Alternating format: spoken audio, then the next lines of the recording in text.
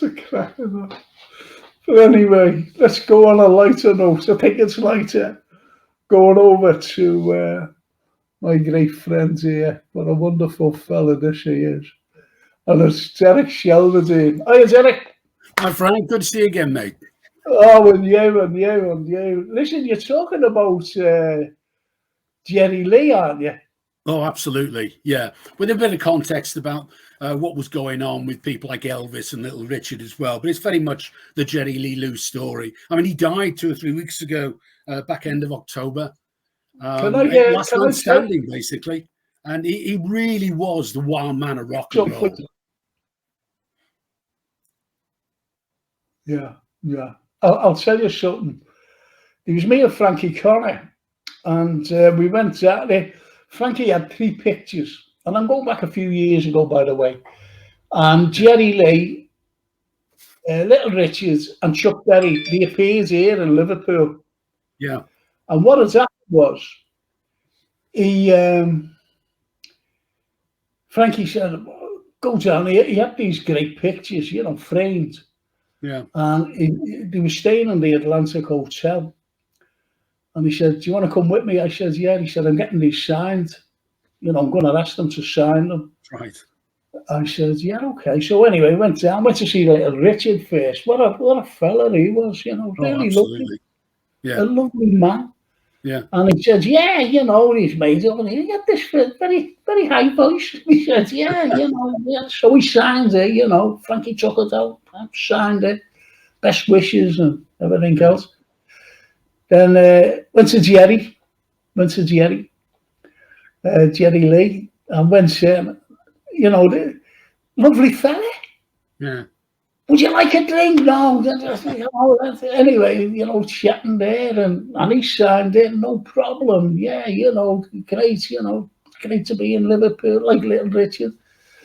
Goes to Chuck Berry, knocks on the door, and he went, no, boy, no, I'm not signing it.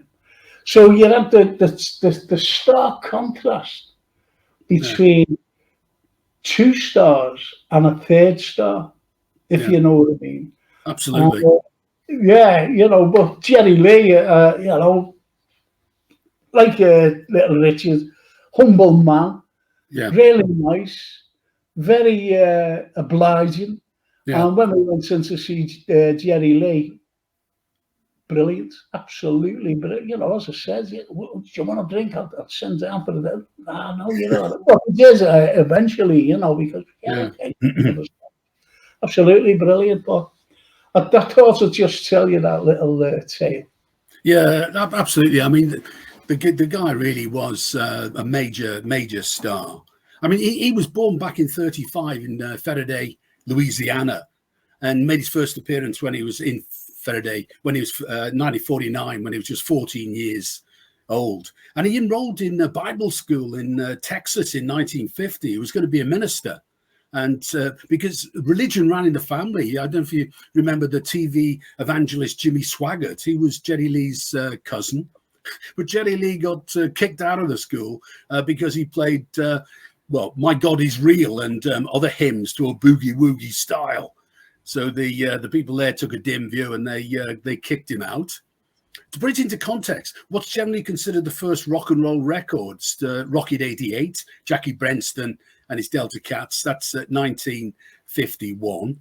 And Little Richard in 1951 won a talent contest, scored a recording deal with RCA, but it was another 4 or 5 years until Tutti Frutti in 55 before he found any success. And again, 52, Jerry Lee's doing his first recording session at a famous place called J&M Studios in New Orleans, run by a guy called Cosimo Matissa.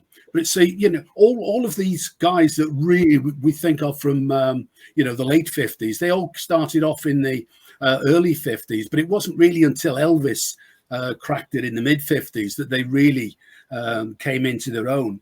And what's generally considered, really, if you like, as the ground zero for rock and roll was, funnily enough, a movie called Blackboard Jungle, released in the March of 55 in America. It was all about juvenile delinquency. and Bill Haley and the Comets, their Rock Around the Clock was played over the opening credits. And that was when people ripped up the cinema seats. And that was really when rock and roll took off in the sort of mid-50s. But it was 56 when it really came of age. I mean, I've just want to read out a couple of things here. Just a couple. Okay. Charlie Kane says, "Hello, Jerry." Hi. That's one of your big fans, by the way. Hang on. Neil Broderick, he says, "Derek, I've been collecting vinyl albums for a few years. I've got hundreds, but the one album I have struggled to find is Division Bell, the original." Have you ever heard of that? Haven't you? The original. Division Bell. There's a Pink Floyd album called Division Bell. Oh, right. Okay. Oh, yeah, he's a big Pink Floyd fella. Is Neil Broderick? He's a big Pink Floyd. I was in. Yeah, there's something, Derek. I was in Rhodes. Was it Rhodes? Yeah, Rhodes. I was in Rhodes, and I was talking to these two lovely couple, a couple of Scottish people, and they said, "Come up to our villa. We're staying in a villa and have a few drinks and whatever. There's a little bar there." He said, I said, "Yeah, okay." Anyway, it goes on, and I was with my one then, and anyway. This is true. Sitting there, and there's only us.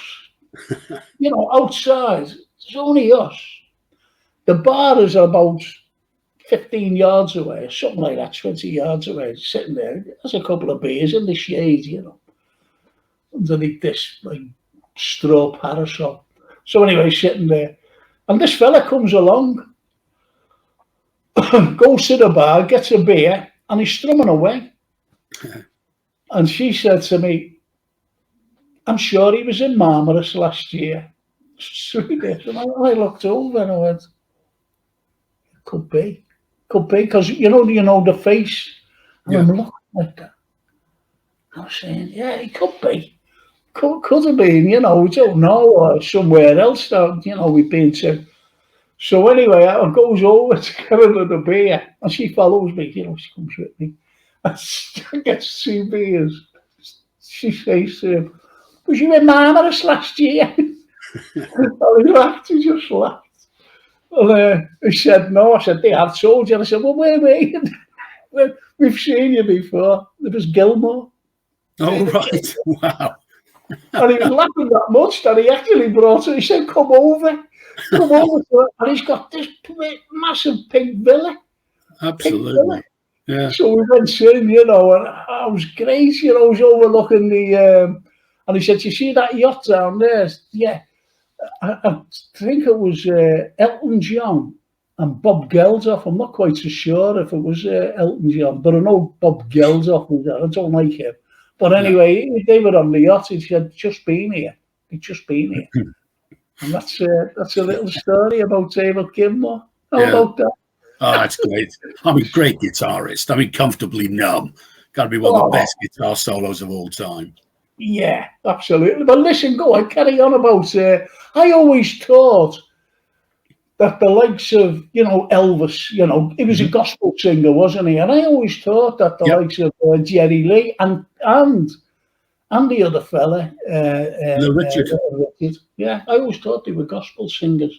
Well, they all had that kind of background. Elvis very much had a gospel background. Jerry Lee Lewis started off training to be a priest. Well, not a priest, in the church till they kicked him out. I say Jerry Swaggart was his cousin. And of course, Little Richard, we can come to this in a minute. Well, come to it now. Basically, what happened in 57 was that he was on tour in Australia. He had an epiphany, found God, and renounced rock and roll there and then on the spot. And after that, for the next 2 or 3 years, he only recorded gospel music. And he actually came in 62.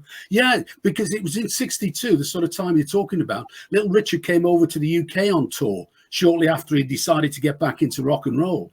And he famously appeared with the Beatles at Tower Ballroom, I think it was.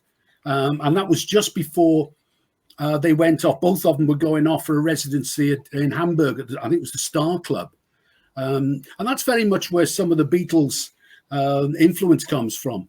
You know, the way Paul McCartney particularly did the screaming was very much picked up, I think, from Little Richard. So a gospel like that was a big undercurrent.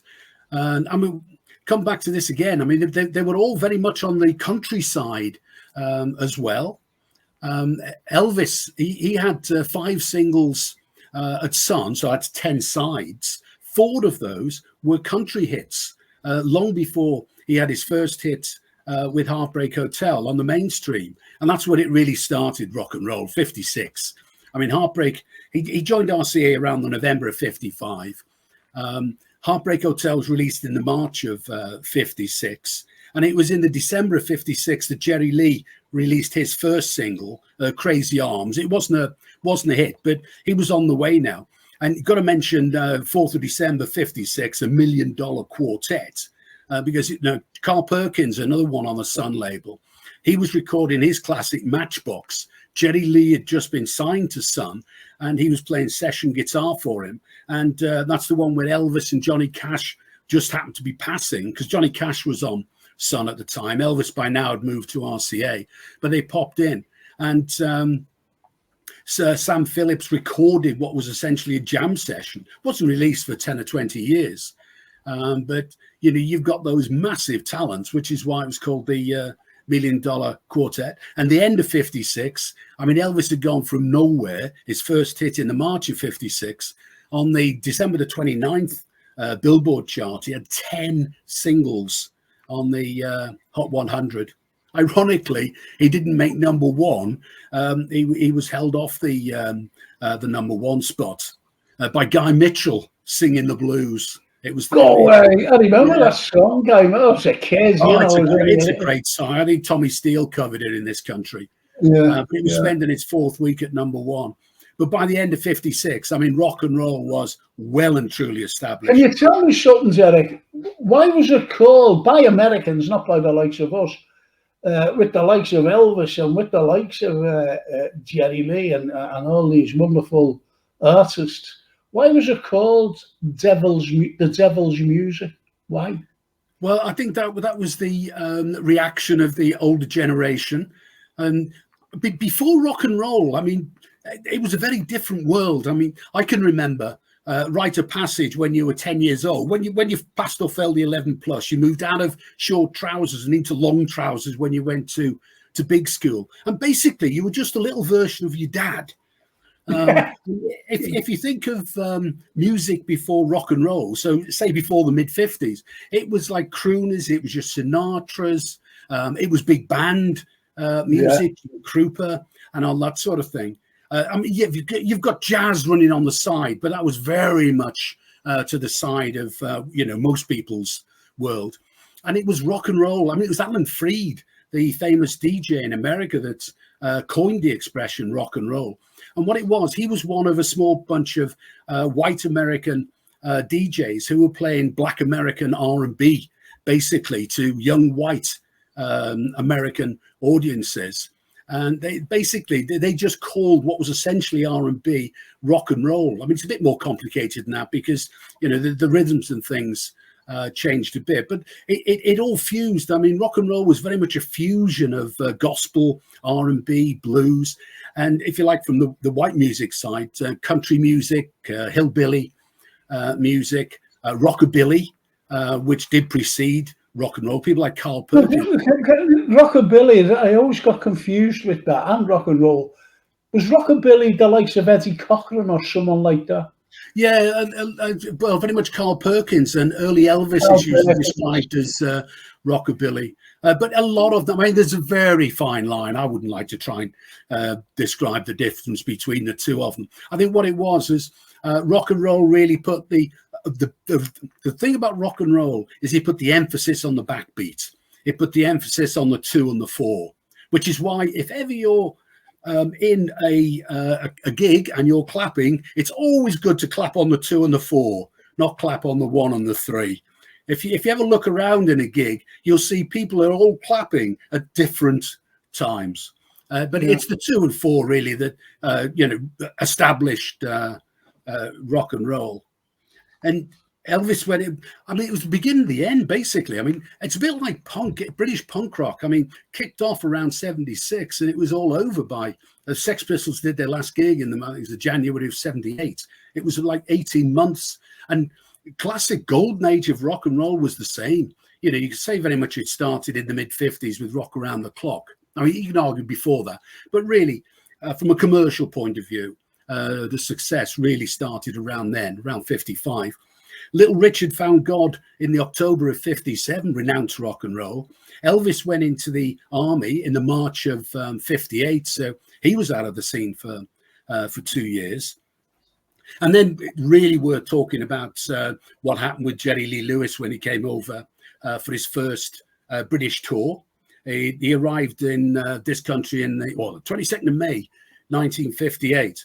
And that was when he was being interviewed by the press on his arrival, because he was a big state. It was a big thing. American rock and rollers coming to the UK in the mid-50s was a very, very big thing. And it transpired that the young lady with him was identified as his wife. And then it was identified she was 13 years old. And the cousin of his his cousin who played bass in the band, it was his daughter. So it was Elvis's cousin's daughter. 13 years old. Well, that's a good one, that, because not good, but suppose that happens today. Oh, absolutely. Suppose like he's arriving tomorrow, and someone put on social network that say like he's a big massive star today. Everybody's waiting and whatever. Jerry Lee's coming tomorrow, you see on Facebook or whatever, Twitter or whatever. And it says he's coming over and his wife is coming with him, who's 13 years of age. What would happen? Well, absolutely. I mean, what it was, he got married. He married her. He was actually still married to his second wife when he married Myra Gale. The first time he married Myra Gale, it was just before he came. And what it was a surprise wedding, a surprise to Myra Gale. She thought they were going out to the cinema, but he took her over the state line into Mississippi, and they got married. And it was legal to get married at 12 years old in Mississippi. But what happened, of course, after 3 gigs in the UK when the tour started, very poorly attended gigs and big outcry in the press, and he pulled out of his own headlining career. I mean, the tour carried on, and Chas McDevitt, who was a big skiffle star at the time, stepped in, and the tour carried on. But for Jerry Lee's point of view, his audiences in America as well deserted in his droves. His current single, High School Confidential, that stalled and only reached about 23. And what happened was he got back to America, and he really was in trouble. His follow-up to High School Confidential didn't even make the charts. So what he did, he tried to damage limitation. And the first thing, he recorded this single called The Return of Jerry Lee, and it was a sort of mock interview, as though it's easy to hear this sort of thing on these sort of singles on the internet, and it's fascinating to have a listen to it.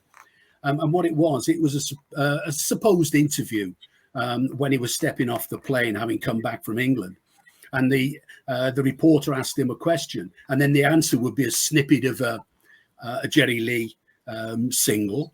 And that didn't work. The radio stations didn't see the humor, didn't play his songs. So the next thing he did, he took out a full page ad in the Billboard magazine around the June of 58.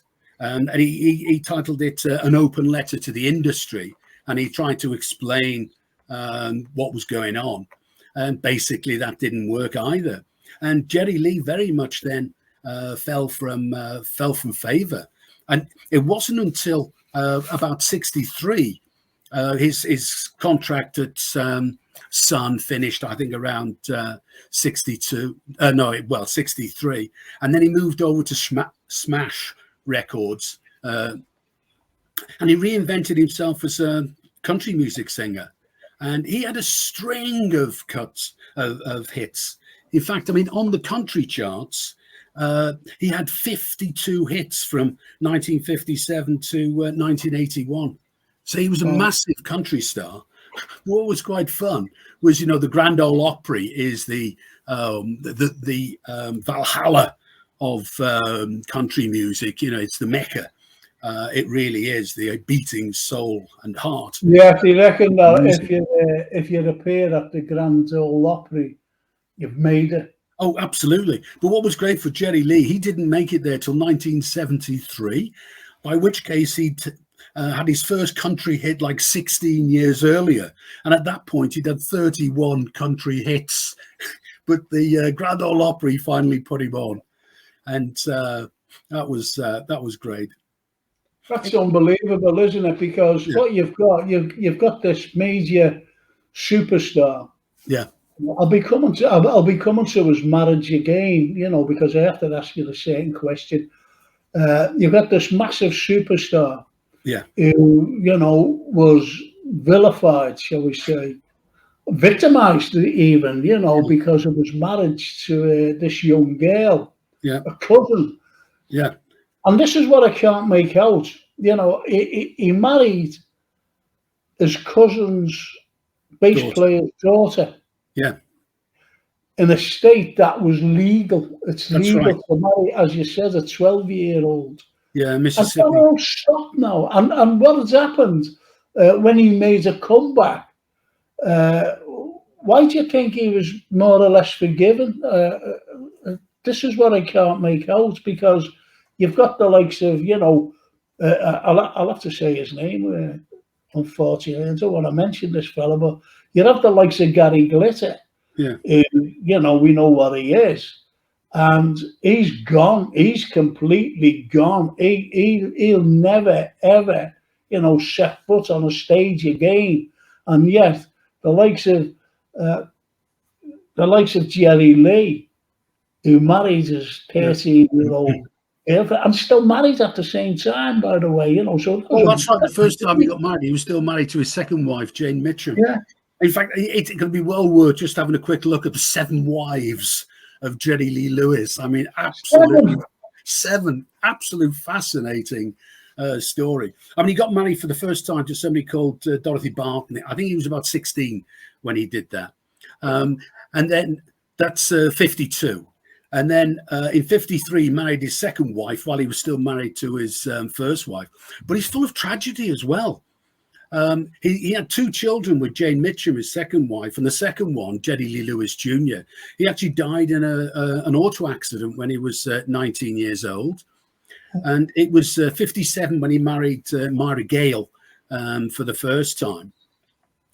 And what happened was that how many times did he marry her? He married her twice, because he wasn't technically married to her the first time. Once again, he was still married to his second wife, Jane Mitchum, when he married her.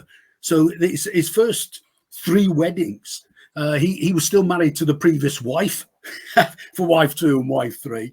So, I mean, after the debacle at the British tour, he married Myra Gale again in the June of 58. And this is after he'd been divorced. So this one actually was a legal marriage.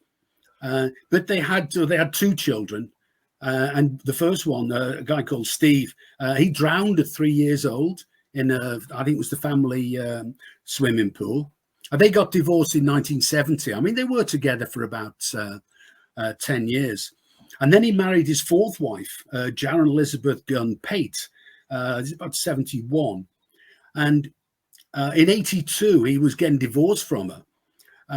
And she drowned in a swimming pool just before the divorce settlement was finalized. And that's not even a suspicious death wife. That's still to come. I mean, that's his next wife, Sean Stevens. He married her on the 7th of June, 1983, and she died on the 24th of August, 1983, in very suspicious circumstances. Allegedly, he says, in case any lawyers are listening. But Rolling Stone actually ran a big article in March of '84 about the controversial aspects of her death. Apparently, she'd rung her mother the day before and said that she was splitting up from Jerry Lee Lewis. And then she was found dead.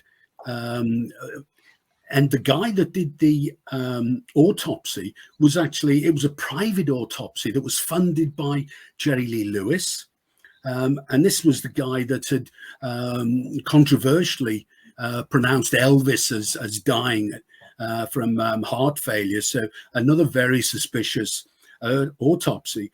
And the autopsy itself, they sort of managed to link the death to methadone. Now, there was never a full autopsy outside of this. It actually went to a grand jury, and the grand jury found there was no probable cause of crime being committed. So, I mean, that is one of the strangest stories I've ever come across. And then he married his sixth wife in about '84, and he was married to her for about 20 years, and that one is pretty incident free, to be honest. No dead relatives, no wives in swimming pools. But one of the ones I love most was his last wife. We're now 2012, so we're getting on a bit.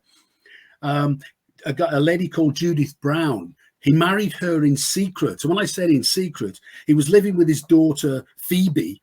Now, Phoebe was Myra Gale's, the 13-year-old's daughter. So from that one, and she didn't even know that Jerry Lee was marrying Judith Brown. And the probable reason for that was that her previous husband was a guy called Rusty, and he was Myra Gale's brother. So, keep it in the family. And apparently, because they all knew each other back from the day, and Jerry Lee at one point back in the day had said to Rusty, look, if you don't marry her, I will. Not realizing, of course, I don't know what it is, 40 years later, he did just that. I think that's great. The Seven Wives of Jerry Lee Lewis. I make a great movie. Incredible. Do you know, we only know that Elvis married the once, you know, in his lifetime. All right, he was dead by the time he was 42, very young age. But, you know, you have these. Did Little Richard ever get married? Not that I'm aware of. I think there was some thought, the school of thought, that Little Richard might have been batting for the other team. Oh, I see. So, yeah. Oh, interesting you should mention Elvis, of course, because she was 14 when Elvis met her. Well, that's what I was going to say. You know, I was going to mention that because, you know, if you would have said, I was going to ask how old, you know, I'm talking about Little Richard, how old was she? Because even Elvis with Priscilla Presley, he was courting her when she was 14. That's right. And is this like a trend down the deep south? I just don't know. I think the laws, I don't know if they've changed now, but certainly, I mean, it was definitely legal 12 years old in Mississippi, obviously not in Louisiana, which was his home state, because he wouldn't have had to cross the state line. So he never did anything illegal. And what he said in that apology in the Billboard magazine was that it would be a shame if he was washed up, because for something where he basically just told the truth. The truth was that his bride was 13 at that particular time, but it was all legal and above board. Well, it's a different time, I think. That's my point, sir. That's my point, because what you've got the likes of Jerry Lee, even including Elvis. You know, you've got to bring Elvis into the equation. Yeah. And then you've got, just hear me out on this, because I'd love you to reply. You've got the likes of this Bible Belt. Yeah. And I think it was those who said this is the devil's music. Yeah. Yet, there's people, you know, the likes of Elvis courting a 14-year-old. And it was public, you know, it was public. And then you have the likes of Jerry Lee marrying a 13-year-old.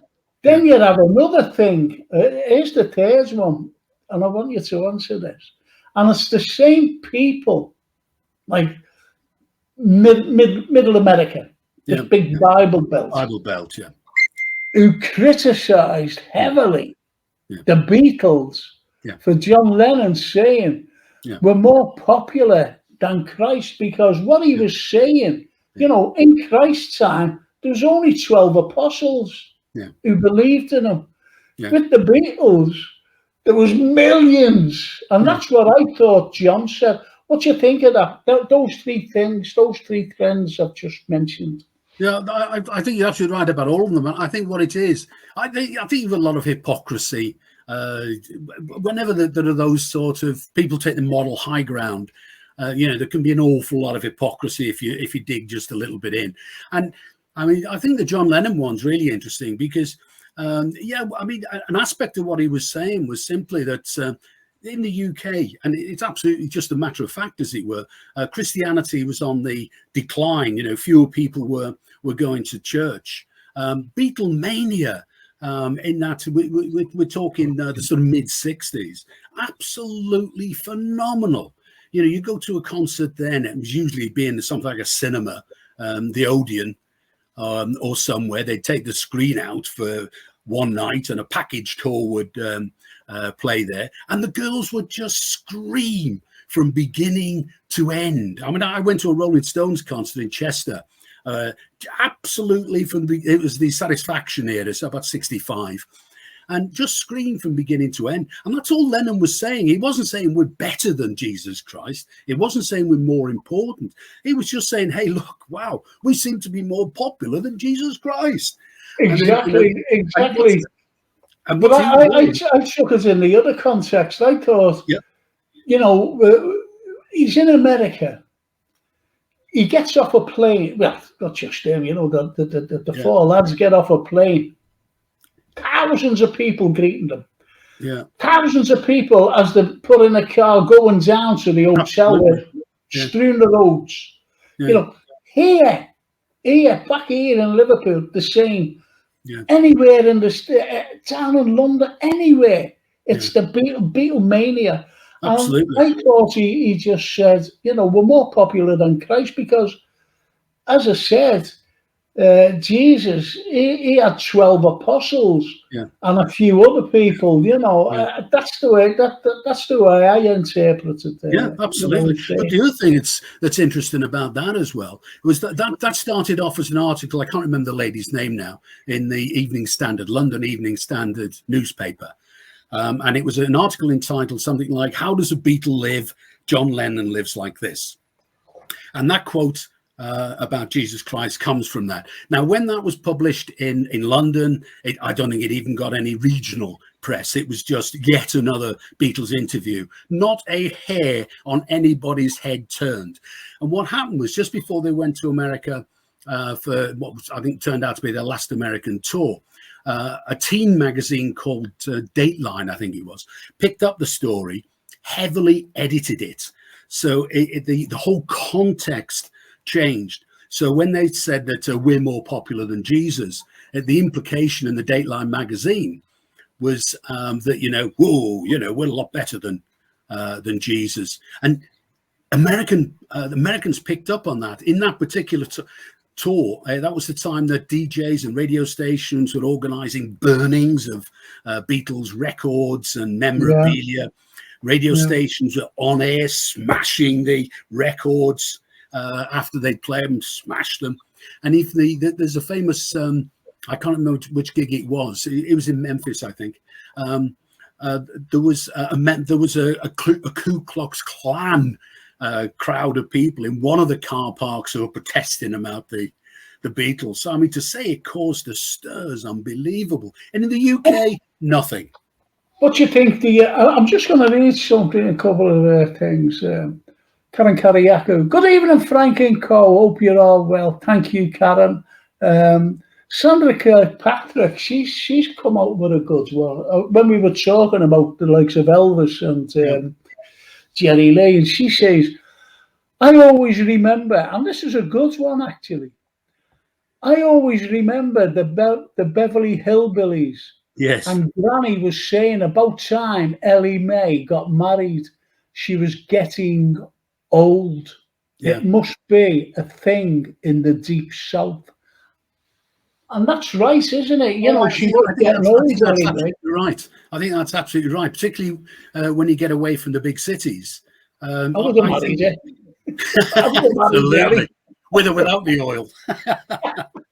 Yeah, and I think it's just. I mean, it's something that I don't know. It's been a long time. I think in the UK, in England, Wales, Scotland, Northern Ireland, that we've had those kind of societies and wedding situations. I mean, I'm sure it was like that here at some point in the far distant past, for all kind of when life expectancy was into your 30s. But in the Bible Belt, as you say, the Deep South, that tradition seems to have stayed and is probably relatively prevalent to this day, I would think. I don't know what the actual laws are now, but Do you they're probably think, not that different. like as Sandra there mentioned there, the hillbillies? I'll give you the definition. I'll tell you why they were called hillbillies. I'll tell you that in a moment or two. But you think that, uh, the way the hillbillies used to say hillybillies, didn't they? So, but you think that the hillbillies are portrayed in films, the likes of the Deliverance, Yeah, the likes of the Hills of Eyes, and yeah, and all this as these, inbred people. yeah. Do you think that has something to do? Yeah, I'll tell you why they're called hillbillies, shall I? Okay. You'd like this. Right. You'd like this. They're called hillbillies because they were Scottish immigrants, Oh, right. migrated from here over to America, and they actually went into the hills, Yeah. and they were called the Billy Boys. Do you Oh, know why right. they were called the Billy Boys? No. Because they were Protestant Oh, right. and King Billy.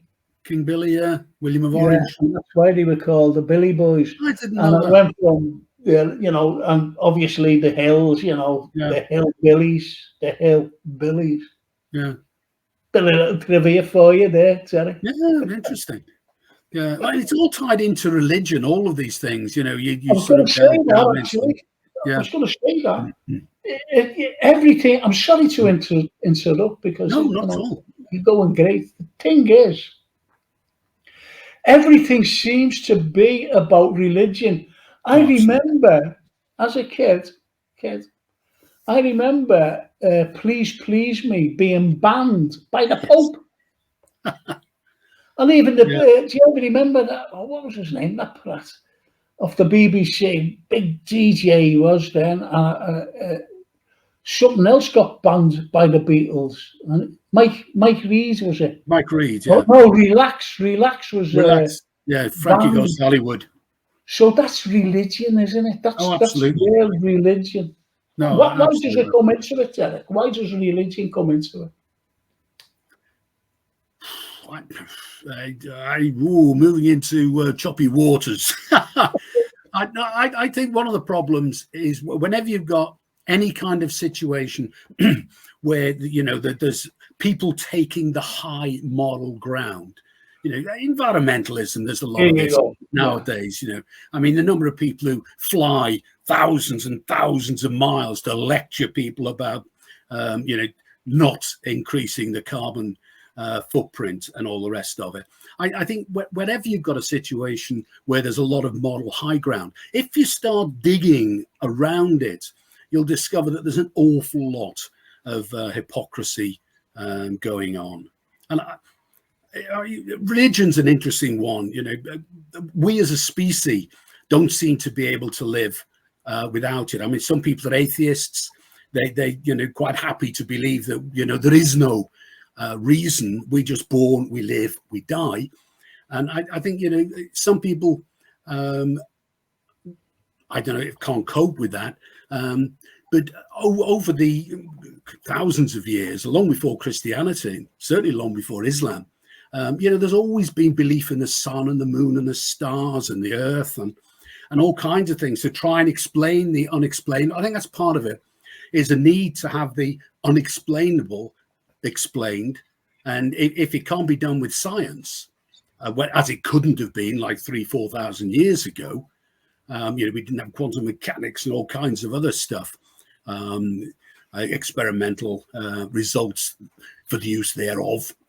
People would explain it by other ways. And what I find fascinating about religion, if you take it over a sort of, 5,000-10,000 year span, religion's replaced itself every now and again with a new concept, as it were. I think it's a fascinating area, personally. I really do.